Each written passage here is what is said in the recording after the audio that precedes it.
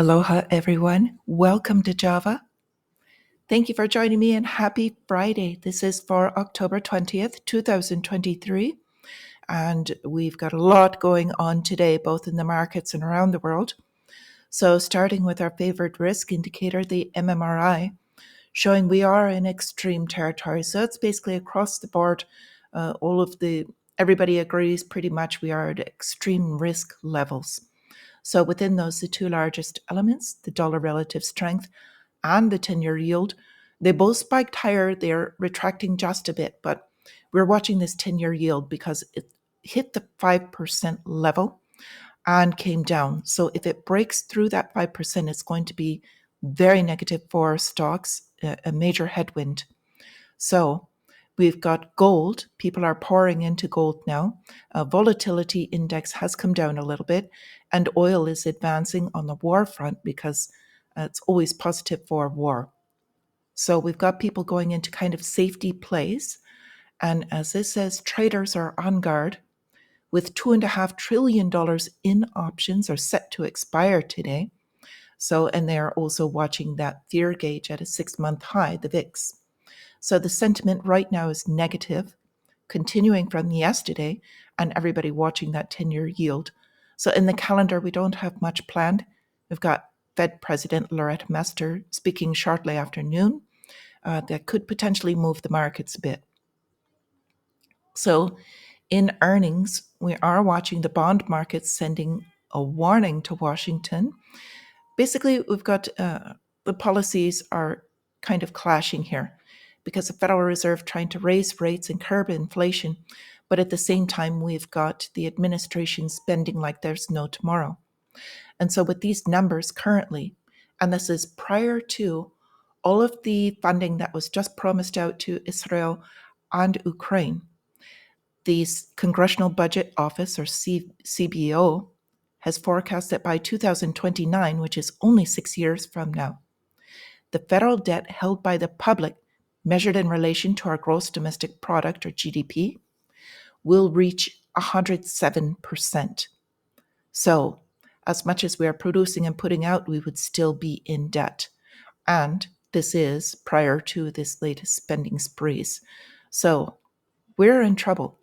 That debt is completely unsustainable. So, with that, we've also got the Bank of Japan saying there is a need for risk management because their rates are increasing.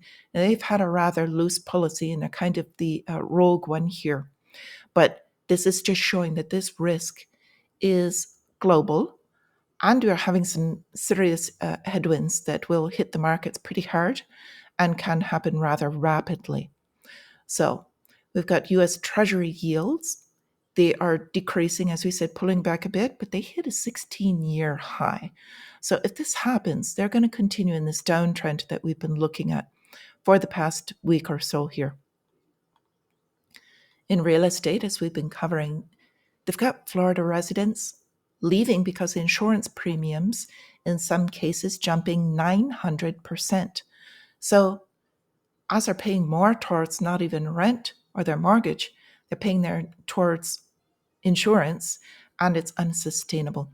And so we've also watched the numbers came out, September home sales dropping, lowest level since foreclosure crisis. So the flip side of that is jobs in our retail. We're watching Ford Motor Company and Stellantis just laid off over 2,700 workers.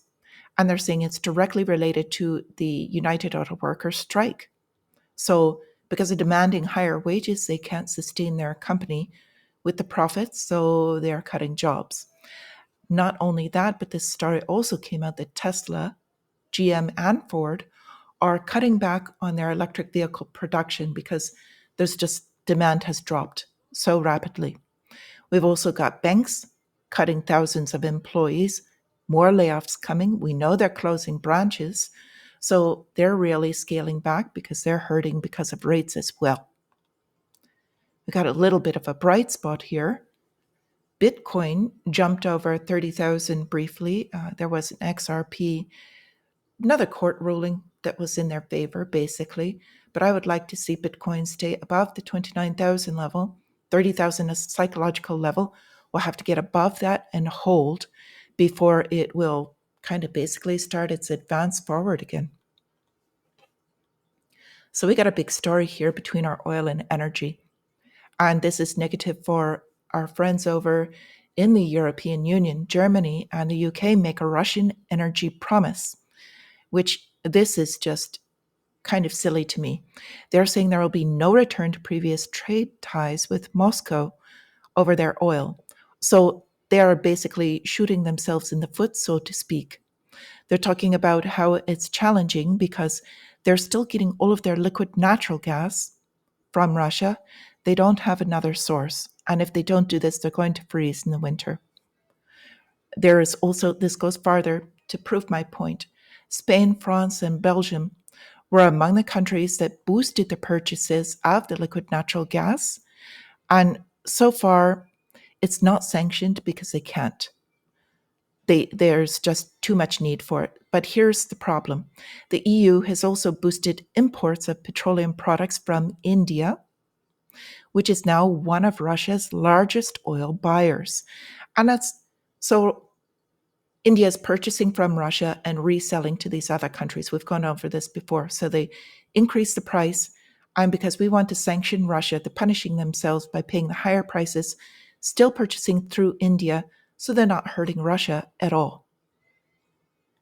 We've got our war and trade war alliances stories. Now, I'm not going to go into these because you're going to get bombarded with these in mainstream media. U.S. Navy warship in the Red Sea, they did intercept some missiles and drones, shot them down there, saying they were headed towards Israel. We've also got the worldwide caution alert for Americans, basically in general, but especially if you're traveling. So we've got China's sell-off in U.S. Treasury bonds. To me, this is much more dangerous at the moment. They are dumping dollars. They do still hold a large amount, but this scaling out that they're doing is a one-way road and permanent. They are getting off the dollar. So we've got to watch that. And the trade is going down. So their partner, North Korea, is now partnered with both China and Russia. And they're warning U.S. strategic assets will be the first targets of destruction. So in my mind, this is much higher level of alert because they are warning the United States directly, and they do know kind of basically where to hit, where it would hurt. So with this, we've got the U.S. conducting nuclear testing in Nevada hours after Russia moved to revoke a global test ban. Things are going nuclear. So since Russia said they want to remove the global test ban, then the US is fine. We're going to start testing our nuclear capabilities as well. So NATO envoys are holding emergency meetings because now Putin is having chats with Hungary. They're building their alliances. And going along with this, we've got a new one here that President Xi Jinping and Russia, now Russia and China have been banded for a while, but now they're expanding cooperation and they've got a new, basically, land road that they are going over Ulaanbaatar, Mongolia. So they've got a couple of trade routes open directly. We've got an interesting relationship here. Taliban has requested Belt and Road membership with China.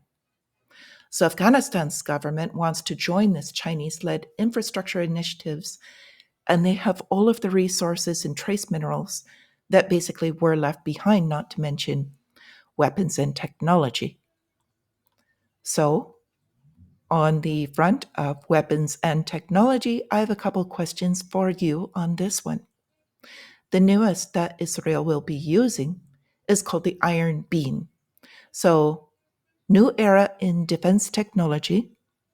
Israel's new laser defense system is promising to revolutionize anti-missile and anti-rocket network. So they've got this missile system that it's not quite ready yet for them. They're talking about 7 more years. It's going to be fast-tracked within the next year or two.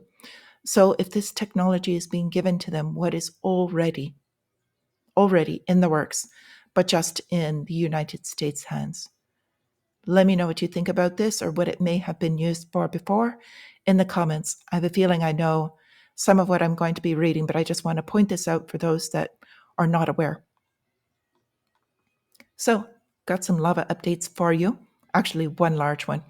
Federal judge again ruled against California's ban on assault weapons, saying that it's unconstitutional, but it is a constitutional right of United States citizens to bear arms for protection. And I just thought this meme was pretty cute. So, especially now, they're issuing all these warnings and arming every other country except us. Basically, they ruled this has happened before. They keep trying to do this. However, this judge did overturn this attempted ban again. So kudos to Judge Benitez. He's the one that has stood up for our rights. So with that, I wish you all a green trading day, just a wonderful day in general. And until I see you again, my friends, stay free.